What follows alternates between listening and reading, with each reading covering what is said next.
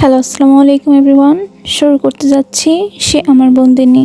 লিখেছেন তাসনিয়া হুসাইন। বীর রুমের লাইট অফ করে। মুহূর্তের মধ্যেই চারপাশ ডুবে যায় আধো অন্ধকারে। শুধু ব্যালকনি দিয়ে আসা ম্লান আলো ঘরে ঢুকছে। তারপর বিছানার দিকে এগিয়ে এসে বিছানায় একপাশে শুয়ে পড়ে।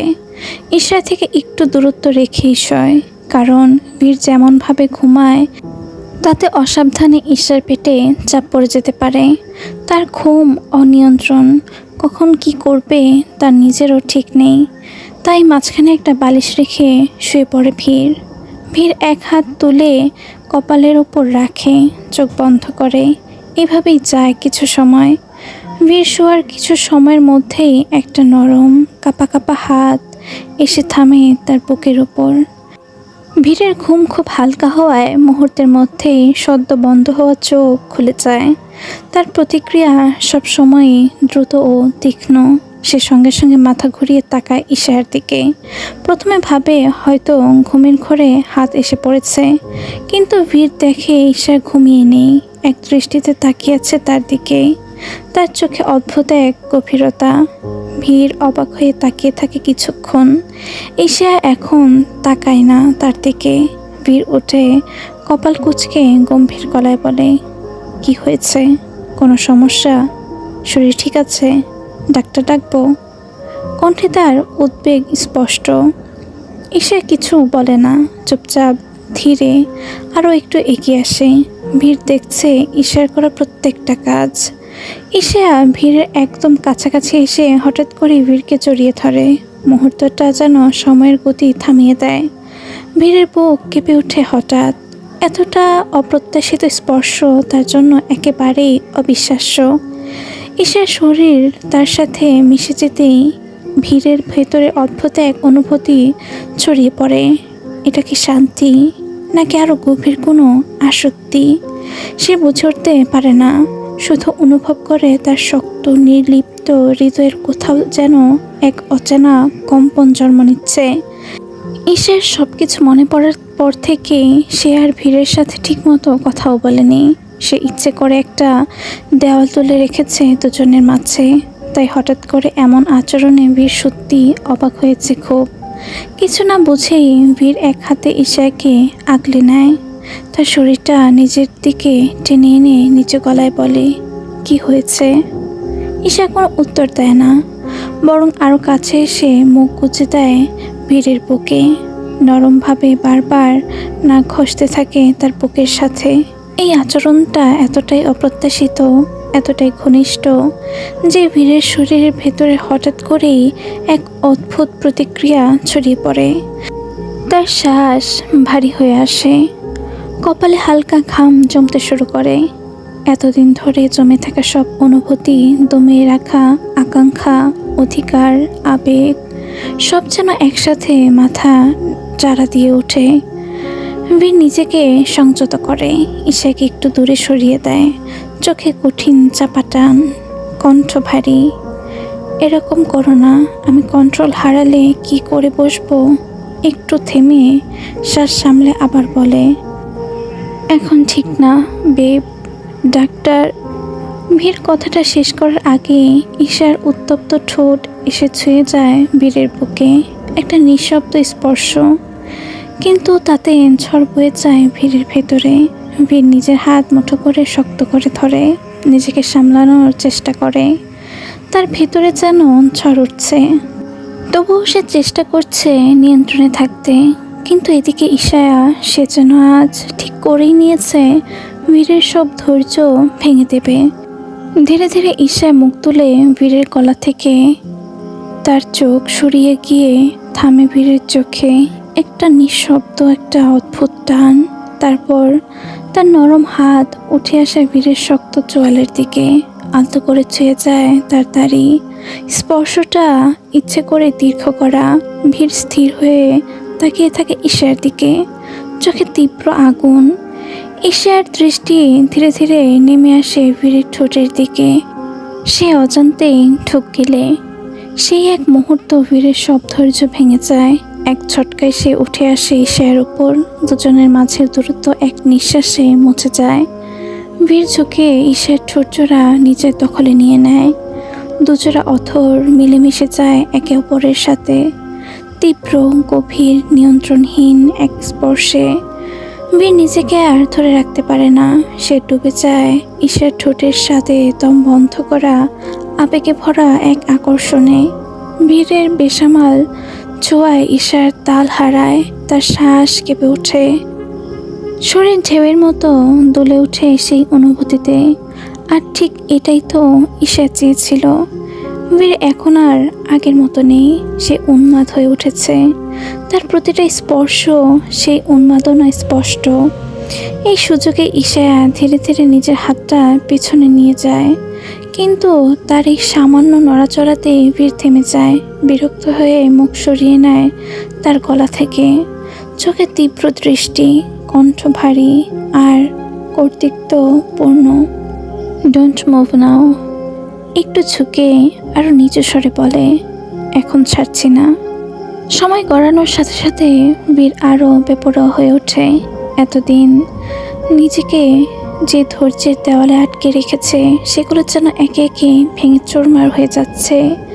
তার স্পর্শে এখন আর কোনো সংযম নেই, বরং সেখানে জমাট বেঁধে আছে আকাঙ্ক্ষার তীব্রতা, এক ধরনের মরিয়া হয়ে ওঠা অধিকারবোধ।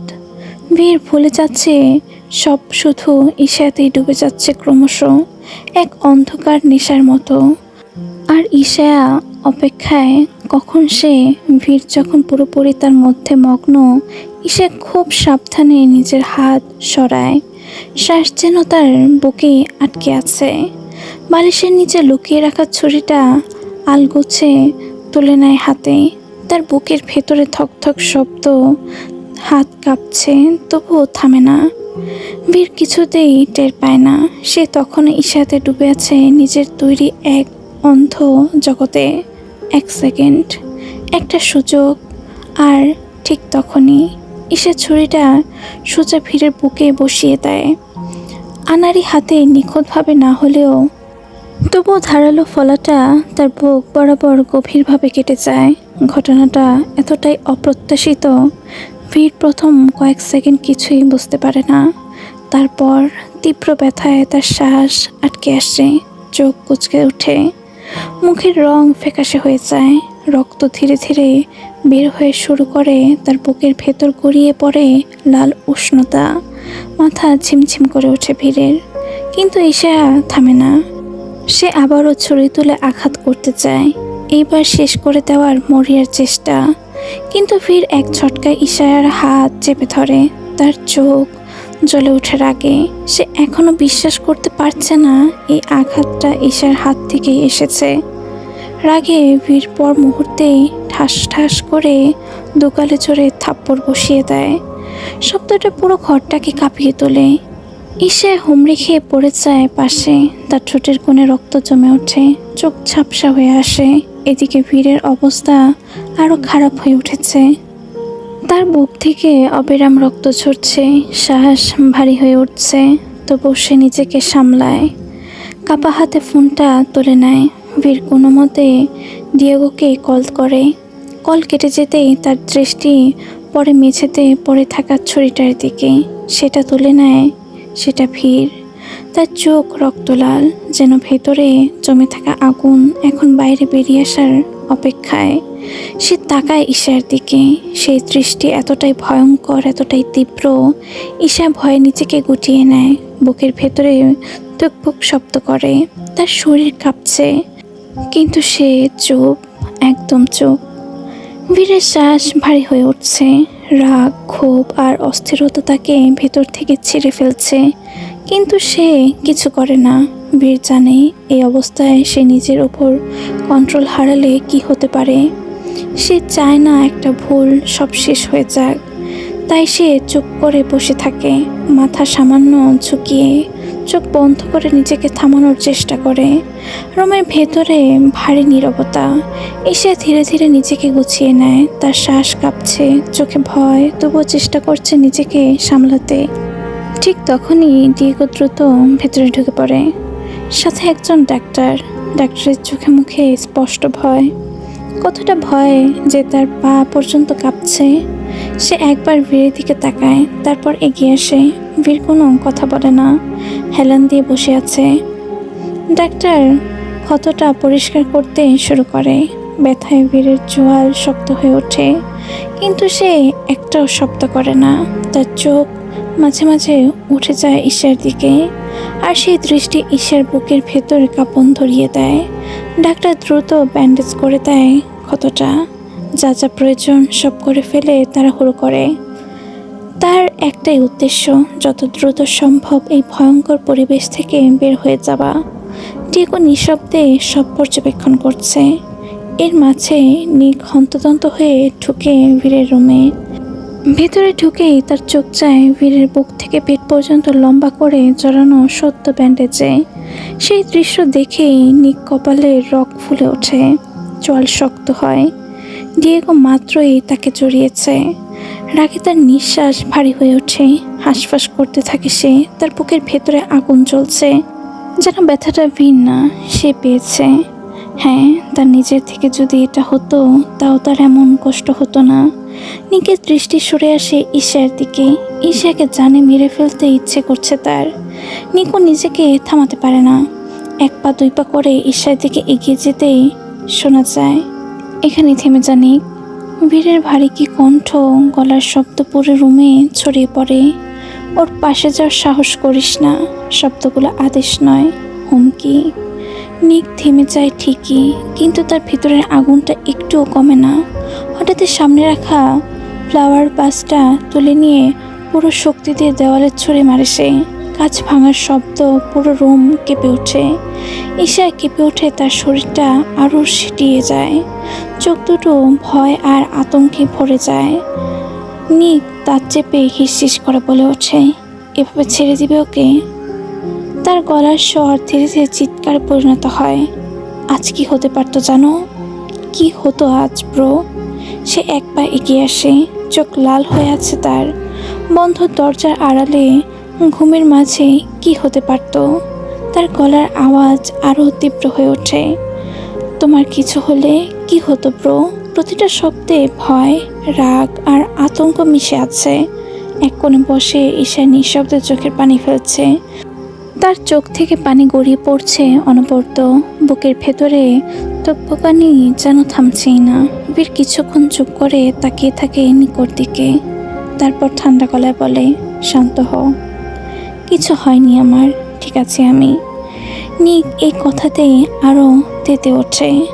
তিক্ত হাসি দিয়ে বলে, হ্যাঁ, কি ঠিক আছো তা তো দেখতেই পারছি। তার চোখ যায় বীরের ব্যান্ডেজের দিকে। নিকো হতাশ গলায় বলে, এভাবে কিভাবে চলবে বলো? এরকম তো হতে দেওয়া যায় না। একটু থেমে গলা নিচু করে, কিন্তু তীব্রতা কমে না। নেক্সট টাইম এর থেকেও খারাপ কিছু হতে পারে। বীর এবার চোখ নামায় না, একদম স্থির বরফ শীতল দৃষ্টিতে তাকিয়ে থাকে। তার কণ্ঠ ঠান্ডা, যা হবে আমি দেখে নেব। তুই যা, তোর রুমে গিয়ে ঘুমা। নিক হতবাক হয়ে তাকিয়ে থাকে। কিন্তু প্রো, এটা আমি তোকে যেতে বলছি নিকো। বীর তাকে কথাটা শেষ করতে দেয় না। নিক কয়েক সেকেন্ড দাঁড়িয়ে থেকে তারপর রাগে হনহনিয়ে দরজা জোরে খুলে এক ঝটকায় বেরিয়ে যায় সে। আবারও নিস্তব্ধ হয়ে যায় পুরো রুম, আর সেই নীরবতার ভেতরে শুধু শোনা যায় ঈশার চাপা কান্নার শব্দ আর ভীরের দম বন্ধ করা নিঃশ্বাস। ভীর স্থির হয়ে বসে আছে, তার দৃষ্টি শূন্য। আজ কোনো কিছুই তাকে প্রভাবিত করতে পারছে না। ঈশার কাছ থেকে এমন কিছু অবিশ্বাস্য। বীরের তীক্ষ্ণ গভীর চোখ দুটো সরাসরি গিয়ে থামে ঈশার উপর। সেই দৃষ্টিতে কোনো রাগ নেই, আছে এমন এক নীরবতা যেটা শব্দের চেয়েও বেশি ভয়ঙ্কর। এইদিকে ঈশা বিছানার এক কোণায় জড়সড় হয়ে বসে আছে। নিজের হাঁটু দুটো জড়িয়ে ধরে আছে শক্ত করে। সে নিজেই বুঝে উঠতে পারছে না কি করেছে। সে সব কিছু যেন গুলিয়ে যাচ্ছে তার মাথার ভেতরে। বীরকে এতটা শান্ত দেখে তার ভয়টা আরও বাড়তে থাকে। এই নীরবতা, এই ঠান্ডা দৃষ্টি, এগুলোই যেন ঝড়ের আগের নিস্তব্ধতা। ঈশা বারবার নিজের চোখের পানি মুছছে। কিন্তু তবুও পানি থামছে না। বীর অনেকক্ষণ ধরে তাকিয়ে থাকে তার দিকে, দম বন্ধ, নড়াচড়া ছাড়া নিঃশব্দে। তারপর হঠাৎই ঠান্ডা নির্লিপ্ত গলায় বলে, ঘুমাও। একটা শব্দ, কিন্তু সেই শব্দের ভেতরে লুকিয়ে আছে অদ্ভুত এক ভার। ঈশা কিছু বলে না, সে চুপচাপ বসে থাকে আগের মতোই। নড়তে পর্যন্ত ভয় পাচ্ছে সে। ঈশার নড়চড়া না দেখে বীরের রাগ ওঠে। বীরের গলার স্বর এবার একটু শক্ত হয়। ঘুমাতে বলছি, চুপচাপ ঘুমাও। তার চোখের দৃষ্টি আরও গাঢ় হয়ে ওঠে। আমাকে উঠিও না, নাহলে এখন সব কিছুর হিসাব তুলব আমি। এখন আমি উঠলে এর পরিণতি তোমার জন্য খুব খারাপ হবে, মিসেস ইশিয়া জারিন। কথাগুলো ধীরে বলা, কিন্তু প্রতিটা শব্দে স্পষ্ট হুমকি। ঈশা আর কোনো প্রতিক্রিয়া দেখায় না, না প্রতিবাদ, না প্রশ্ন, শুধু নিঃশব্দে বিছানায় শুয়ে পড়ে। চোখ দুটো শক্ত খিচিয়ে বন্ধ করে নেয়, যেন চোখ বন্ধ করলেই সব কিছু থেকে লুকানো যাবে। তার শ্বাস প্রশ্বাস ভারী হয়ে আছে, হাত দুটো কাঁপছে। বীর তাকাতেই তার প্রতিটা নড়াচড়া দেখছে, প্রতিটা শ্বাস লক্ষ্য করছে। সে দেখে ঈশার বন্ধ চোখের পাতা কাঁপছে, ভয়, আতঙ্ক আর দমিয়ে রাখা কান্না সব কিছু স্পষ্ট হয়ে উঠছে সেই ছোট্ট কাঁপুনিতে। বীর কিছু বলে না, সে চুপচাপ বসে থাকে। ঈশার দিকে তাকিয়ে সময় গড়িয়ে যায়, সে তাকিয়ে থাকে যতক্ষণ না পর্যন্ত ঈশার সেই কাঁপতে থাকা চোখের পাতা অবশেষে স্থির হয়ে আসে, যতক্ষণ না সে ঘুমিয়ে পড়ে। মেয়েটির সব কিছু শুনে ভেতরে ভেতরে তৃপ্তির হাসি হাসে। এই মেয়েটাই অজান্তেই তাদের কাজ সহজ করে দিচ্ছে। একটুর জন্য চুকে গেল, আর একটু হলেই আজই খেল খতম হয়ে যেত। তার চোখে ঝলসে ওঠে আলো। সে আর সময় নষ্ট না করে মেটিয়াস প্যালেসের বাইরে চলে যায়। লুকা অবধি এই খবরটা পৌঁছানো দরকার, যত তাড়াতাড়ি সম্ভব। নিকো রুমে গিয়ে রাগে রুমের সব কিছু তছনছ করে ফেলছে। তারপর বিছানায় বসে ফুসফুস করছে। বেলা অবাক হয়, একটু আগে একটা ফোনে এত হন্তদন্ত করে বেরিয়ে গেল, এত দ্রুত ফিরেও এলো, আবার এত রেগে আছে। বেলা বুঝতে পারে না কি হয়েছে, তাই সে নিকোর দিকে এগিয়ে গিয়ে বলে, কি হয়েছে, কোনো সমস্যা? এরকম করছো কেন? নিকো কিছু বলে না, একেবারে চুপ সে। তার চোখে সেই ভিড়ের ব্যান্ডেজ করা দৃশ্যটা ভেসে উঠছে। বেলা আবারও জিজ্ঞেস করে, কি হয়েছে? নিকোর এমনিতেই মেজাজ খারাপ, তার উপর বেলার বারবার কথা বলায় নিকো রেগে যায়। নিকো রেগে ঠাস করে বেলার গালে থাপ্পড় বসিয়ে দেয়। রাগে তার মাথা কাজ করছে না। ঈশাবেলা গালে হাত চেপে সরে দাঁড়ায়। নিক চিৎকার করে বলে, একদম চুপ, চুপচাপ বসে থাক, একটা কথাও বলবি না। মুখ থেকে একটা শব্দ বের হলে গলা কেটে ফেলবো। বেলা গালে হাত দিয়ে রাগে রুম থেকে বেরিয়ে যায়। সূর্যের নরম সোনালি আলো বিশাল প্রাসাদের মার্বেল দেওয়ালে পরে ঝলমল করে ওঠে। দূরে পাহাড়ে গা বেয়ে হালকা কুয়াশা নামছে।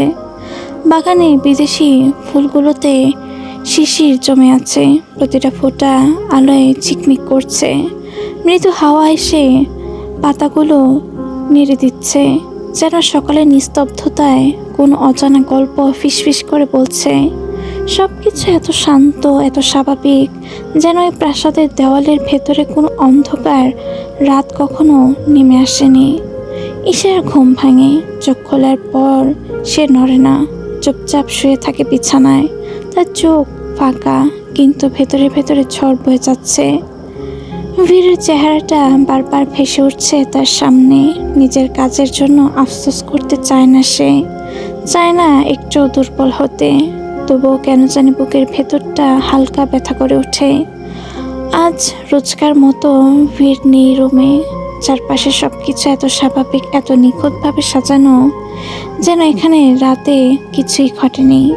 কিন্তু সে তো একজন মাফিয়া বসকে আঘাত করেছে, তার তো এখনই শেষ হয়ে যাওয়ার কথা। তাহলে কেন কেন তাকে এত করুণা করা হয়? ঠিক সময় মতো মারিয়া এলেনা আসে। ঈশার ব্রেকফাস্ট নিয়ে। ট্রে রেখে সে আগের মতোই নির্লিপ্তভাবে দাঁড়িয়ে থাকে। কোনো প্রশ্ন নেই, কোনো প্রতিক্রিয়া নেই। সব কিছু এত স্বাভাবিক যা ঈশার আর সহ্য হচ্ছে না। তার গলা শুকিয়ে আসে, সে বলতে চায় ভিড় কোথায়, কিন্তু শব্দ বের হয় না। তার ভেতরে একটা অদ্ভুত টানাপোড়েন চলছে। সে চাইছে সে পারেনি ভীরকে মারতে, তাহলে ভীরই মেরে ফেলুক তাকে। এভাবে বেঁচে থাকা তার পক্ষে সম্ভব না। একটা জিনিস ঈশা লক্ষ্য করছে, রুমের সব কিছু লক করা, জানালা দরজা এমনকি ছোট ছোট ক্যাবিনেট পর্যন্ত। আর তার ওষুধগুলো যেগুলো সবসময় হাতের কাছেই থাকতো সেগুলো আর বাইরে নেই, সব সরিয়ে ফেলা হয়েছে। সকাল গড়িয়ে সন্ধ্যা নামে, সূর্যের আলো মিলিয়ে যায়, কিন্তু বীরের কোনো দেখা মেলে না। সময় যত যাচ্ছে ঈশা ততই অস্থির হয়ে উঠছে। সে নিজেই বুঝতে পারছে না কেন সে অপেক্ষা করছে ওই মানুষটার জন্য, যাকে সে নিজেই শেষ করতে চেয়েছে। তার মাথায় একটার পর একটা প্রশ্ন ঘুরছে। উনি কেমন আছেন এখন? কতটা কি বেশি গভীর ছিল? আমি ঘুমানোর পর কি তার শরীর আরও খারাপ হয়েছে? উনি কি হাসপাতালে? এই চিন্তাগুলো তাকে গ্রাস করে ফেলছে। আর ঠিক পর মুহূর্তে সে নিজেই নিজেকে শাসাচ্ছে। এরই মাঝে হঠাৎ দরজা খোলার শব্দ হয়। ঈশার বুক ধরম করে ওঠে, শব্দ আটকে আসে তার। এই বুঝি ভিড় এসেছে। তার চোখ দরজার দিকে যায়।